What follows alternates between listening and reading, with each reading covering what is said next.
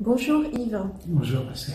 tu nous as présenté pour la journée des GHB un atelier concernant la femme blessée. Pourquoi ce titre et peux-tu nous dire un peu ce qu'il en est? Alors, la femme blessée, revivre. Alors, pourquoi ce titre? C'est parce que effectivement j'ai travaillé toute ma carrière en maternité et j'ai rencontré des femmes qui étaient brutalisées ou qui ont été violées, qui étaient mal en point et que elles me demandaient de les aider. Je dirais, elles venaient pour cela. Et en fin de compte, pour pouvoir revivre, pour pouvoir se reconstruire, etc., je me suis appuyé très très rapidement sur les travaux de Cyrulnik, sur les travaux de Bowlby, la théorie de l'attachement. Et puis je ne voyais pas comment aider une femme, parce que j'utilise l'hypnose, mais une hypnose plutôt utilisationnelle, de terrain, sans parler d'hypnose. Je ne voyais pas comment aider une femme dans les entretiens classiques, simplement d'écoute, simplement d'empathie, etc. Peut-être avec du recadrage, etc. Mais bon, ça restait pour moi trop intellectuel, trop dans la logique, dans le raisonnement, etc. Et je pense que ça ne m'éloignait pas suffisamment pour les aider de ce qu'elles connaissaient déjà en rencontrant d'autres personnes. Peut-être j'étais moins maladroit, mais malgré tout, simplement, déjà le lieu de parole c'était important, mais pas suffisant pour qu'elle puisse revivre, puisse se reconstruire, etc. Donc c'est vrai que j'ai tout de suite pensé à l'hypnose, mais à l'hypnose, c'est-à-dire hypnose sans hypnose, c'était ce que proposait Malevich, c'est-à-dire que la femme me raconte quelque chose de difficile, etc. Et moi je vais dire, j'ai peut-être quelque chose à vous proposer pour cela. Je la regarde, fermer les yeux et effectivement de commencer une analogie, une métaphore, etc., des métaphores généralistes, etc. Et travaillant en maternité, le côté sacré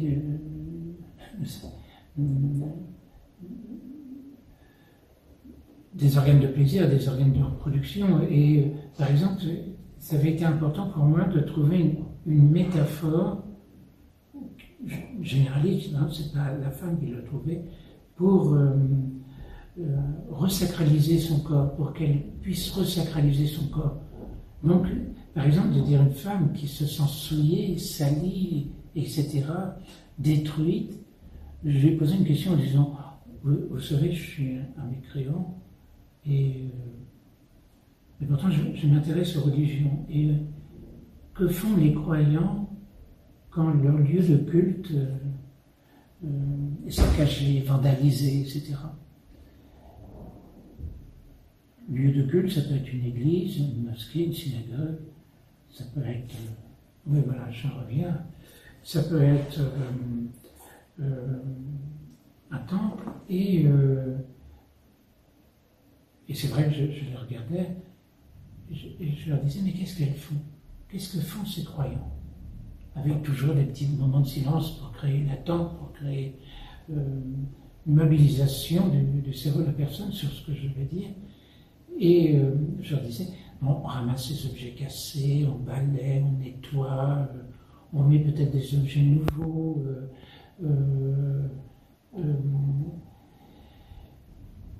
Et puis, je leur dis, mais attendez, c'est pas terminé ça, parce que ça, bon, on fait tous, une maison, on nettoie, un objet cassé, on nettoie.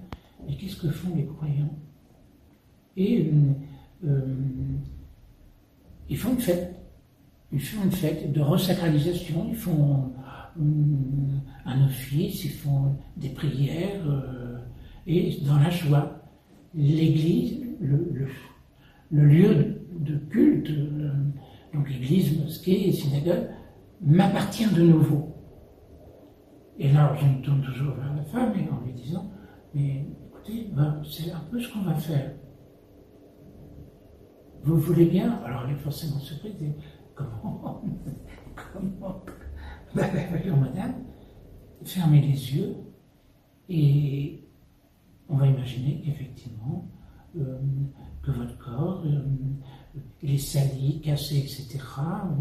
On va ramasser les objets cassés, on va redresser les objets et on va faire une cérémonie une cérémonie de choix. Vous avez retrouvé votre corps, etc. Mais comment on peut faire cela? Et en fonction de la femme, par exemple, je lui dirais, peut-être c'est en sortant de mon bureau d'aller manger et apprécier un gâteau, peut-être un soin de visage, en fonction de la femme et de ses moyens économiques, peut-être. Vous voyez, pour qu'effectivement, elle refasse quelque chose pour elle et son corps. Mais dans le sens de resacraliser son corps, de lui redonner de l'amour, de l'importance, etc. Et de façon symbolique, l'explication que je donne là, je ne la donne pas tout à fait comme ça aux femmes. Je réduis mon explication pour que ce soit simplement l'imaginaire qui fasse ce travail-là. Donc il y a beaucoup d'exercices qui sont un tout petit peu comme ça, c'est-à-dire que la femme me donne quelque chose et je vais lui proposer un exercice imaginaire qui est comment la fixation de l'attention toute simple, c'est-à-dire, madame, j'ai quelque chose à vous proposer, silence, elle me regarde forcément, et j'attends un tout petit peu, oui, pas fermer les yeux. Et vous me dites, avec une grande respiration, quand votre cerveau, quand votre esprit ou quand vous-même est prêt à travailler. Et là, hop, de nouveau un exercice. Parce que je pense que, en fin de compte, comme dans toutes les approches que je peux faire en maternité, en cancérologie, dans d'autres thèmes, dans d'autres ailleurs, je pense vraiment que c'est mobiliser l'imaginaire, le cerveau analogique, le cerveau symbolique, qu'on arrive à modifier des choses dans le corps, qu'on arrive à réparer, qu'on arrive à mobiliser de l'énergie, qu'on arrive à augmenter les processus d'auto-guérison, en plus de la prise en charge habituelle sur un plan strictement médical. Et c'est ça qui m'intéresse. Et c'est ce qui m'intéressait dans ces femmes-là. Vous les voyez, parce que je rencontrais quand même des femmes, parfois, qui étaient dans le silence, parce que parler pour elles, il y avait danger, qu'on les juge, danger, etc. Déjà, elles-mêmes, elles se jugeaient négativement, parce que quand on devient sidéré, qu'on a, entre guillemets, etc., fait qu'on a l'impression d'abandonner son corps au prédateur, on a l'impression qu'on ne s'est pas défendu, etc. Donc, il était important pour moi de toujours, elles ont des images comme ça dans la tête, de toujours leur montrer qu'elles peuvent se reconstruire par d'autres images, etc. Merci beaucoup. Je ne sais pas si j'ai été clair. Parfait.